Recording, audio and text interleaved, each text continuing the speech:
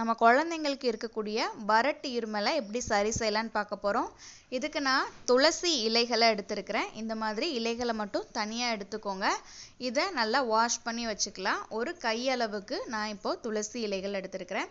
இதை பாத்திரம் கொஞ்சம் சூடானதுக்கு அப்புறமா கழுவி வச்சிருக்கிற இந்த இலைகளை பாத்திரத்தில் போட்டு நம்ம வதக்க போகிறோம். அதாவது எதுவுமே ஆட் பண்ணக்கூடாது, அடுப்பு சிம்லேயே தான் இருக்கணும். இப்போது நம்ம இது லைட்டாக போட்டதும் அப்படி இலைகள் எல்லாம் சுருண்டு சுருன்னு ஒரு மாதிரி சவுண்டு வரும். அப்புறம் நல்ல வீடே மணக்கும், துளசி வாசனை அந்த அளவுக்கு இருக்கும். நம்ம இது செய்கிறப்போ கண்டிப்பாக சிம்மில் வச்சு தான் பண்ணணும்.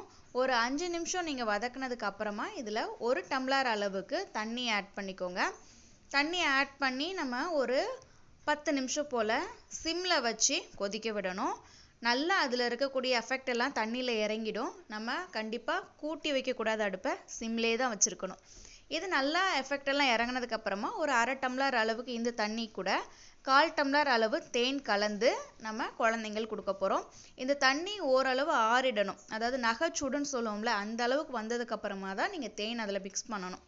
நம்ம குழந்தைங்களுக்கு ஒரு 1 மந்த் ஆயிடுச்சு அப்படின்னாலே இந்த மருந்து நம்ம கொடுக்கலாம். 1 சங்கு அளவு கொடுக்கலாம். 6 மாதத்துக்கு மேலே அப்படின்னா 2 சங்கு கொடுக்கலாம்.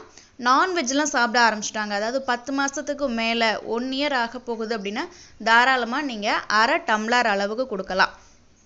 இந்த மருந்து நீங்கள் 1 டைம் ஸ்டார்ட் பண்ணிங்கன்னா கண்டிப்பாக 3 டைம்ஸ் கொடுக்கணும். அதாவது இன்னைக்கு மார்னிங், இன்னைக்கு ஈவினிங், நெக்ஸ்ட் டே மார்னிங், இந்த மாதிரி நம்ம 3 வேளையும் குழந்தைங்களுக்கு கண்டிப்பாக கொடுக்கணும்.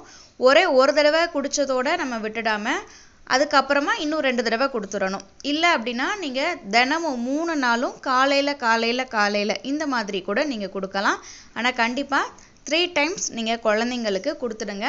கண்டிப்பாக தடவையே இருமல் பாதி அளவு குறைஞ்சிருக்கிறத நீங்கள் ஃபீல் பண்ணுவீங்க. நெக்ஸ்ட் டைம் நம்ம கொடுக்குறப்போ கம்ப்ளீட்டாக சரியாயிடும். 3ஆவது தடவை கொடுக்குறப்போ கொஞ்சம் கூட அந்த சளி இருமல் இருந்த அறிகுறியே இருக்காது. அந்த அளவுக்கு சின்ன குழந்தைங்களுக்கு இது சூப்பராக எஃபெக்டிவான ஒரு மருந்து. வறட்டு இருமல் இருந்துச்சுன்னா தாராளமாக இது சின்னவங்கள்லேருந்து பெரியவங்க வயசானவங்க வரைக்கும் இதை சாப்பிடலாம்.